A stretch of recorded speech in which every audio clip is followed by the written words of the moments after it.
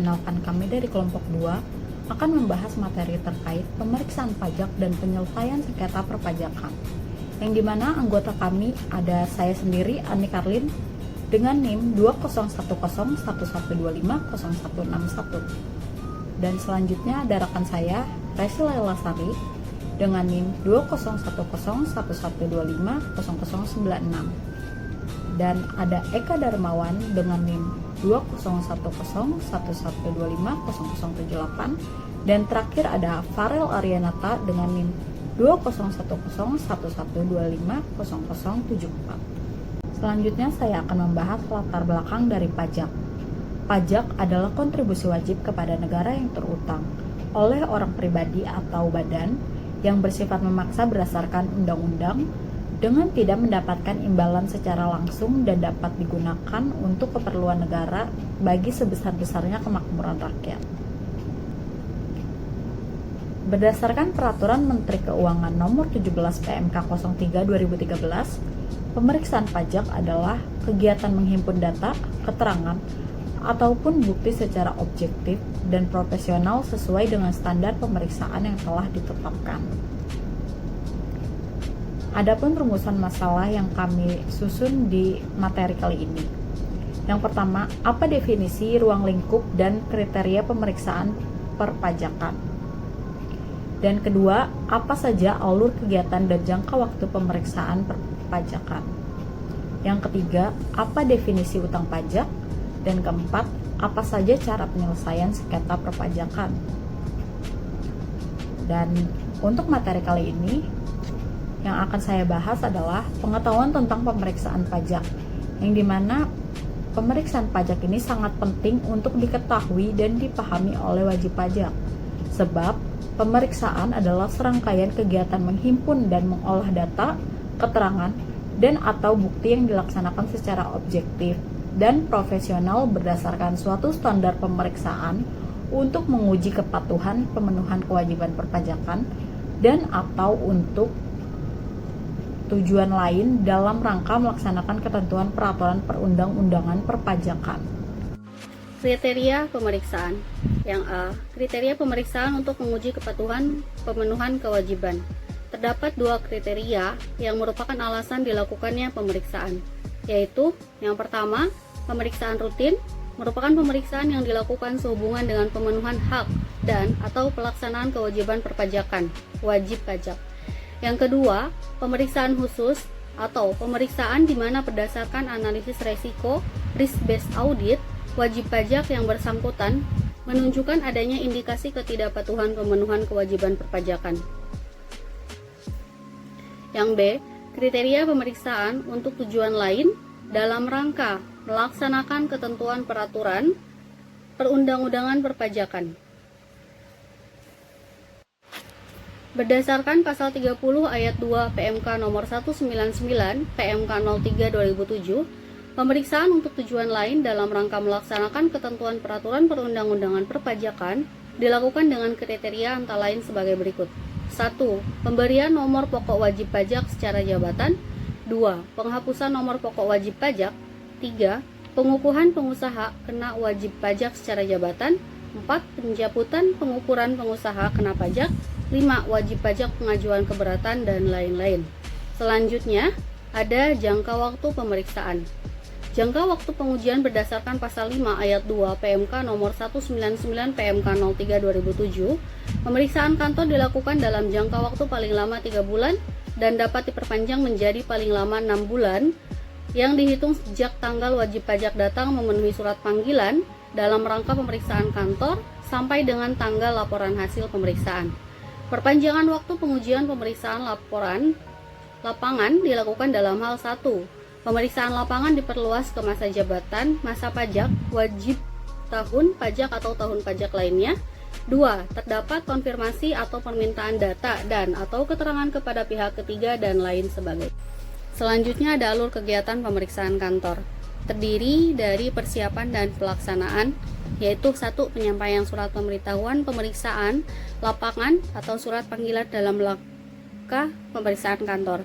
2. Pertemuan dengan wajib pajak. 3. Pemeriksaan di tempat wajib pajak. 4.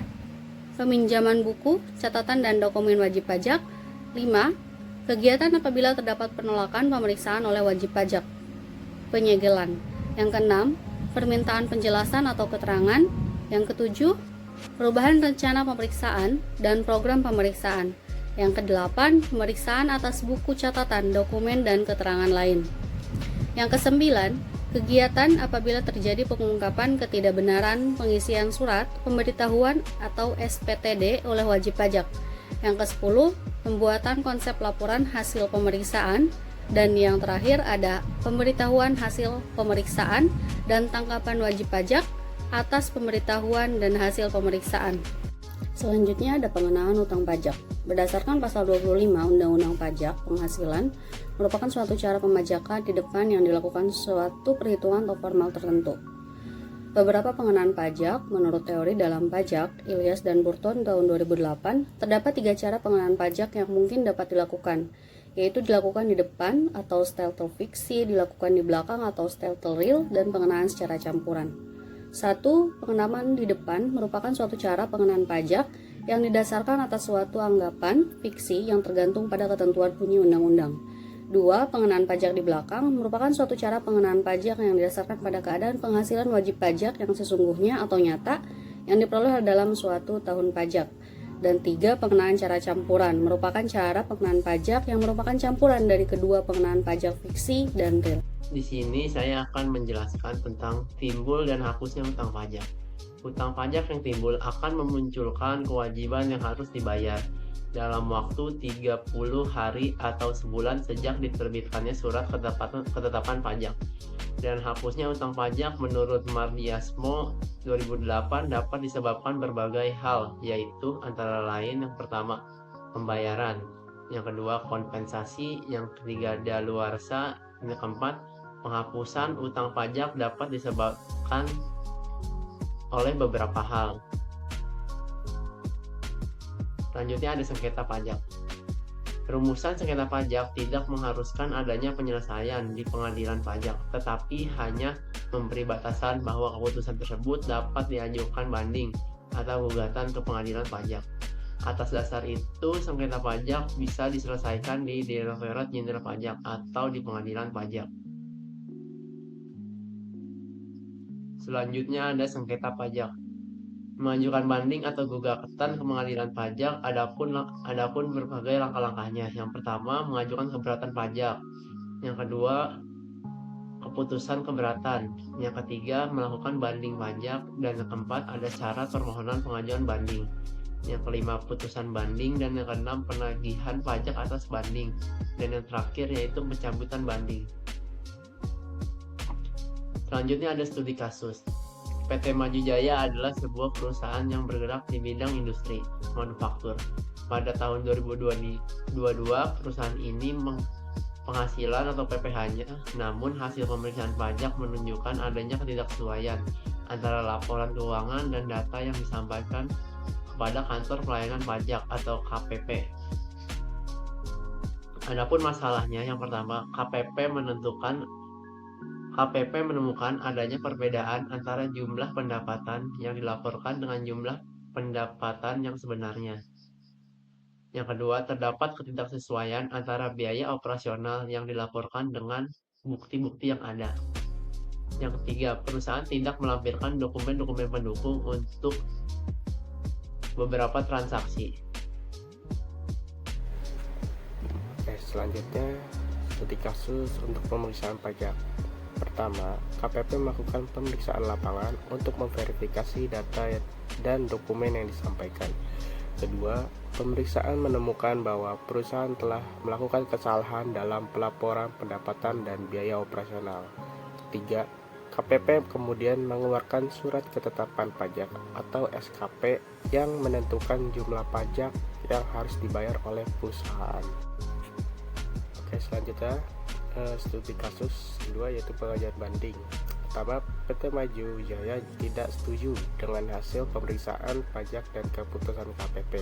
Kedua, perusahaan mengajukan banding ke Badan Pelayanan dan Pengawasan Pajak atau BP2P dengan melampirkan bukti-bukti dan penjelasan mengenai kesalahan pelaporan. Ketiga, BP2P melakukan pemeriksaan ulang dan meminta keterangan tambahan dari perusahaan. Selanjutnya yaitu hasil. Pertama, BP2P memutuskan untuk mengabulkan sebagian banding PT Maju Jaya. Kedua, perusahaan diwajibkan membayar pajak yang masih kurang, namun dengan jumlah yang lebih rendah dari yang ditentukan oleh KPP. Ketiga, perusahaan juga diwajibkan untuk memperbaiki proses pelaporan pajak dan memastikan kesesuaian data dan dokumen. Kesimpulan, pemeriksaan pajak bertujuan untuk menguji kepatuhan wajib pajak melalui pengumpulan data dan bukti secara objektif dengan jenis pemeriksaan yang terbagi menjadi rutin dan khusus, serta jangka waktu yang bervariasi. Wajib pajak memiliki hak untuk mendapatkan penjelasan dan mengajukan keberatan atas hasil pemeriksaan. Sementara sengketa pajak dapat diselesaikan melalui proses keberatan dan banding ke pengadilan pajak.